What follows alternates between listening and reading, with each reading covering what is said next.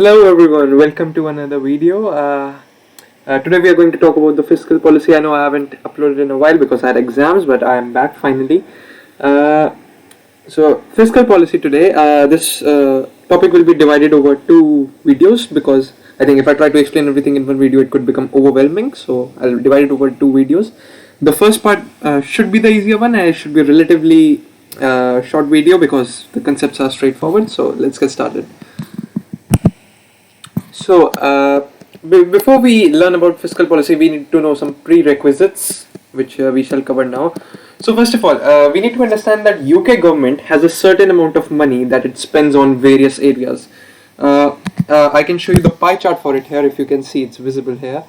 Now, you see, these are the areas where government has spent all its money on. Here, the sector where it has spent the most is the social protection sector, where it has spent the most. It's I think 31% out of the whole 100% it could spend.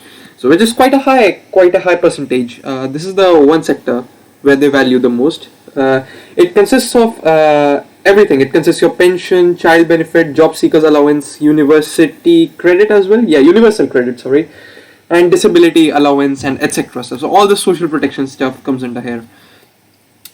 Now the other area where they spend is health, and after that education and defense. So these are the four key areas that you need to remember where they spend the most: social protection, health, education, defense. Very easy to understand. And if we go back here, oh sorry, not here. There. So these are the, which I just explained: healthcare, welfare, education. And so now there is another concept that we need to understand. So the main areas of UK government spending, yeah, this is still continued, but here we have a concept of budget deficit. So I'll explain that in detail very quick in a minute. But first of all, you need to understand that government has a certain amount of revenue which it gains through taxes, mostly through taxes. So if I go here, so we have revenue. Sorry, I don't have a mouse right now. Revenue. Can't even draw. Revenue through taxes. Right? And now, this revenue that was generated by the government, it would be spent. Most of it would be spent again for the people, for the citizens of the country. Now, there could be a case where government wants to spend more than it has from revenue. So they want to spend more than they have revenue. So spend. Why would they want to do that? I'll explain that in the next video. But here you just want to understand that there could be a scenario where the government wants to spend more than they gain revenue. So how do they do that? So how can they even do that? Like if you don't have that much money, how can you spend more than that? So for that they have to borrow money, and when that happens it's called budget deficit. So if government had if the spending was equal to revenue, then this would be called balanced budget. I'll write BB for short, balanced budget. And if our spending is greater than the revenue, then it's budget deficit, BD for short. And if revenue is greater than spending, so they are getting more revenue but they're spending less of it, then it's called budget surplus. So they have more revenue than they are spending. So this is called budget surplus. So these are the three key terms that you need to understand: budget deficit, budget balance or balanced budget, and budget surplus.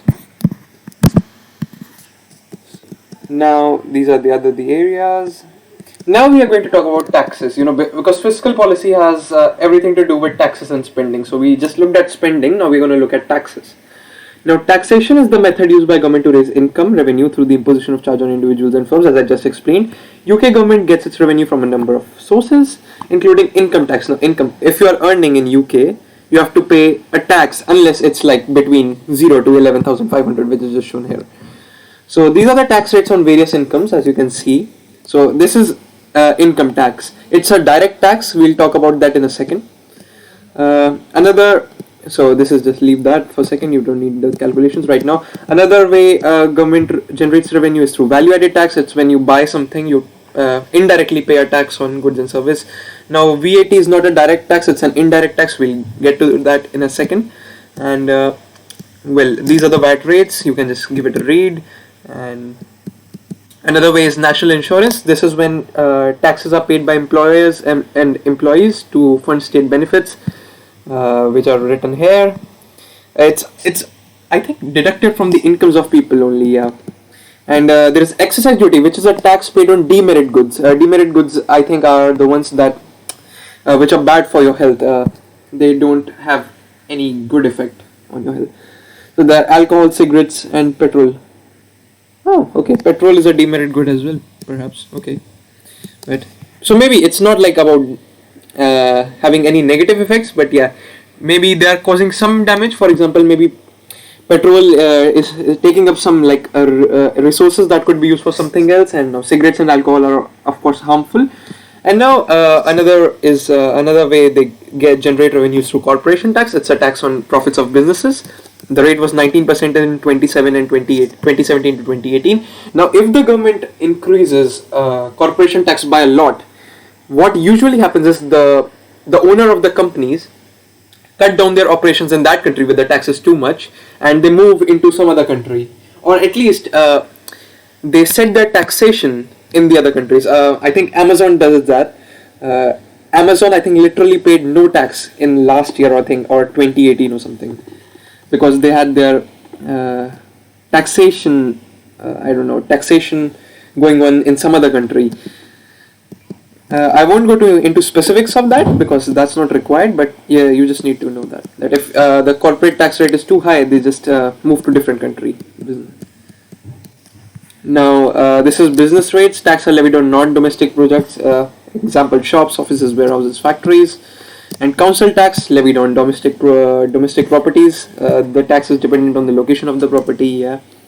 Now we will be talking about direct taxes and indirect taxes. Now direct tax is something that you pay directly to the government. It's usually on the income and profits of businesses. So the example is income tax, corporation tax, national insurance. It will be directly deducted by your income. Now, how this differs from indirect tax is you're not paying it directly to the government. You basically have a middleman in there. So this is a tax imposed on goods and services. So it's included in the price of the product that you're buying. So example is VAT and excise duties, because if you're buying a product, it usually comes with a VAT. So that's an indirect tax. It's not being deducted from your income or profits. It's just something you have to pay indirectly. That's it. That's all about direct and indirect taxes. Now, progressive and regressive taxes is an important concept that you need to understand. First of all, I think you should memorize the definitions, or like not even memorize, like should understand the definitions of direct tax and indirect tax. Direct tax is tax imposed on income or profits. Indirect tax is on goods and services. That's it. That's all you need to remember for them. And just examples, please, because, well, if you understand the definition, you would be able to figure out the examples as well. Now we need to look at progressive and regressive taxation. Now, as we saw, progressive tax, as we saw in income tax, as your income increases, so does your tax. If we go back here for a second, this is VAT. Yes, so as you see, as your income increases, so does your taxable income. So, and now if we come back to progressive tax, are those where the proportion of tax paid by the individual increases as their incomes rise. So income tax is a progressive tax. This is seen to be fairer to society as it helps to reduce inequality. How does it help to reduce inequality? So here's the thing. Now you are taking a lot of money from the richer, right? So that comes under your revenue. As your government, it comes under your revenue. Now you can use this revenue to help the poorer people. So maybe create more jobs for them, or give them job seekers allowance. So this reduces the income gap between the rich and the poor. Now regressive taxes are those where the proportion of tax paid by the individual decreases as their income tax. So imagine we have a situation here that, let's say, let me just get rid of everything. So let's say we have a situation where, let's say you buy a product and you have to pay 5% VAT on it, right? No matter who you are, whether you are Bill Gates or you are like the poorest person in the country, you have to pay 5% tax. Now let's say you have, now Bill Gates is of course has a higher income than you, unless you are Jeff Bezos, right? Wow. So what is happening to you is you are paying the 5%, but your income is lower than the richer one. So it's taking a higher proportion of your income. So regressive tax are those where the proportion of tax paid by the individual decreases as their income rise. So now as your income rise, now let's say this 5% VAT is equals to 10 pounds. Alright, 10 pounds. Now let's say your income is 20 pounds, just as a theoretical concept. So this is like 50% of your income. Now let's say your income is now 40 pounds. It increases to 40 pounds. You're still paying the same VAT on that product, but now it takes 25% of your income. Not 50%, but 25%. So this is what a regressive tax does. As your income rise, it becomes a smaller proportion of your income. So VAT is a regressive tax, the tax on products, goods and services. That's it for this lesson. I explained you the balanced budget. You can just give it a read. I'll just leave it for a second. Just when government revenue is equal to or greater than the, so this is balanced budget, yeah, or greater than the government expenditure, not greater, just equal. If revenue is greater, then it becomes budget surplus. So just if I don't know if I can edit it. Yeah, I can edit it. Yes, this is not here. Cut that. Is equal to the government expenditure. If it's greater, then it becomes budget surplus. So UK and USA normally operate at a budget deficit. The reasons will be covered in the next video, and I just explained you this. These were just the basic things that you need to know before we can move on to like any explanations, any advanced concepts. So yeah, that is it, guys. That's it for this video. You know all the basics that you need to know in order to understand the fiscal policy, and we'll end it now. I think that's it. Thank you very much for watching this video. I'll see you in the next lesson.